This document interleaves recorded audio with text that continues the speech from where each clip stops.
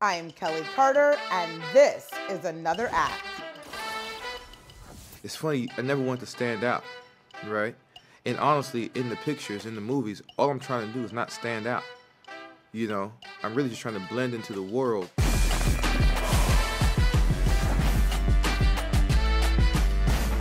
Jonathan Majors, welcome back to the show. Kelley Carter in the building. Oh, come on, man, come on. It's so nice to see you. You know what? I want to jump right in because you have said before that theater has been your safe space throughout the course of your life. Take me back to your childhood. How did acting become home for you? Well, in West Philadelphia, born and raised. No. How did it become? So a lot of it's just, I grew up in the South. You know, I was born in California, but I grew up in the South. My family is Texan. Oration is a big part of our culture, even for an introvert.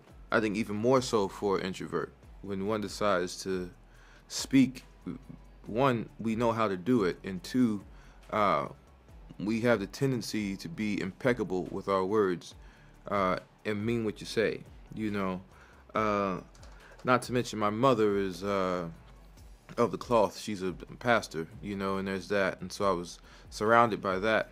I was also surrounded by nature as a boy, which really allowed my imagination to run.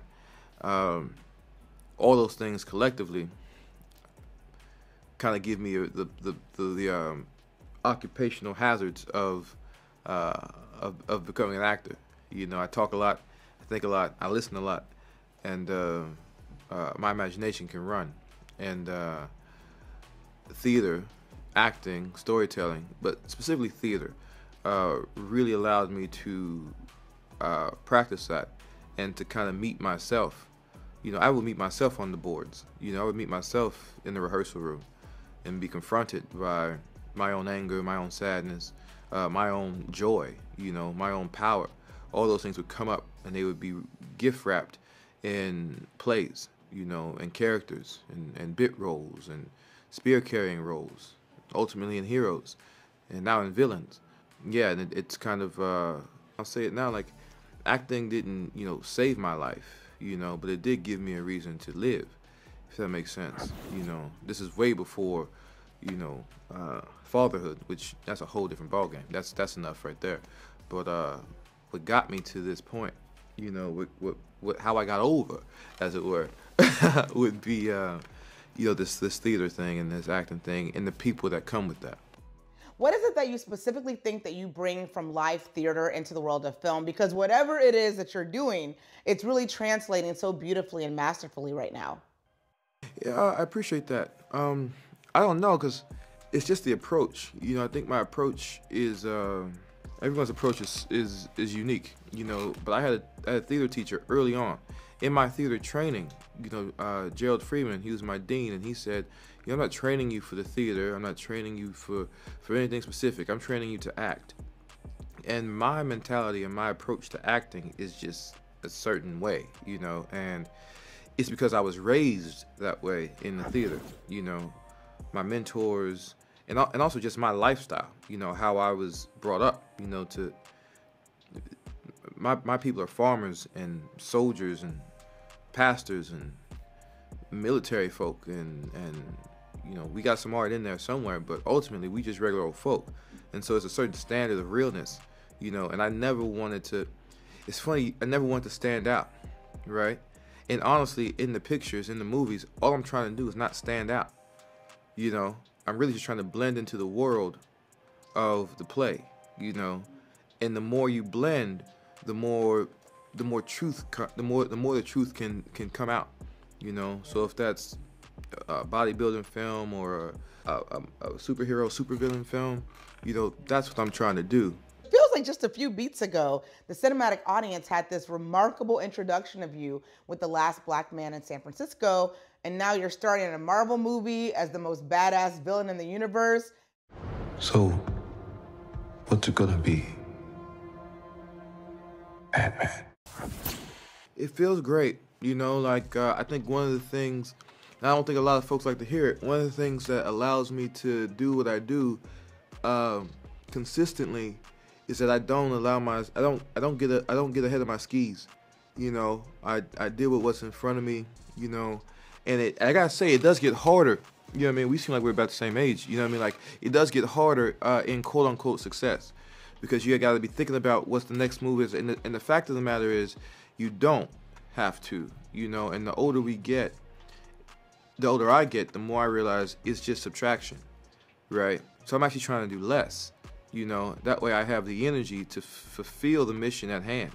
Also are starring in a movie with Michael B. Jordan as a badass boxer. Hey, my man. Can I help you? Let me get an autograph. Nah, I ain't signing no autographs, but you get off my car. Oh, homie. Well, what does this moment feel like for you right now?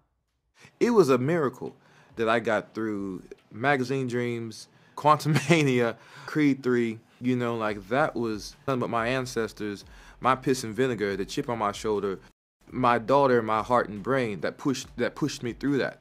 You know, I don't know, this is an unprecedented moment. In some cases, Sidney Poitier did something quite similar and greater than what I've done. And I'm only here because of him in his day, you know, but it's a culmination of, yeah, so this may never happen again for me. And that's okay. You know what I mean? I'm just here for it.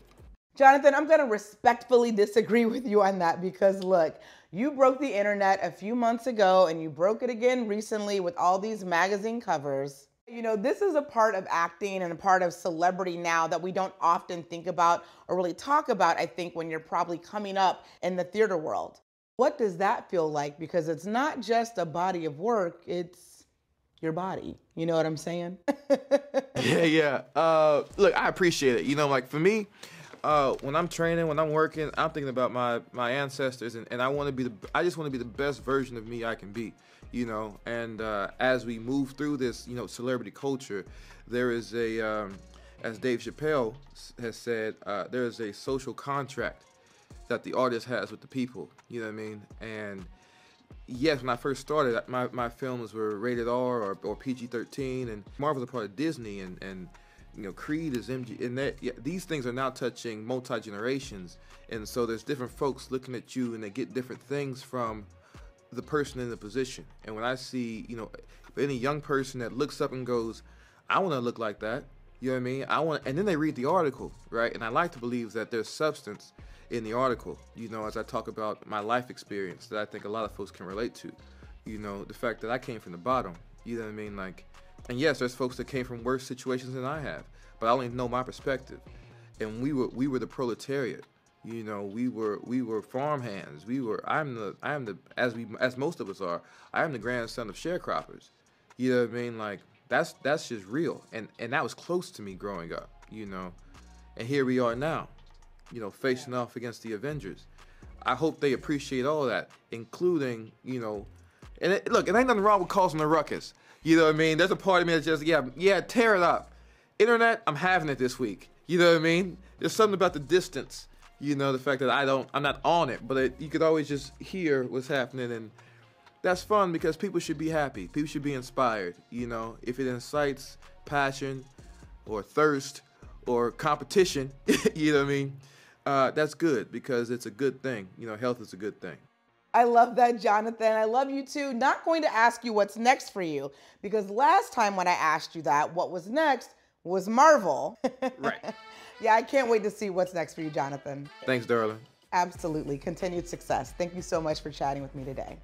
Same to you. Peace.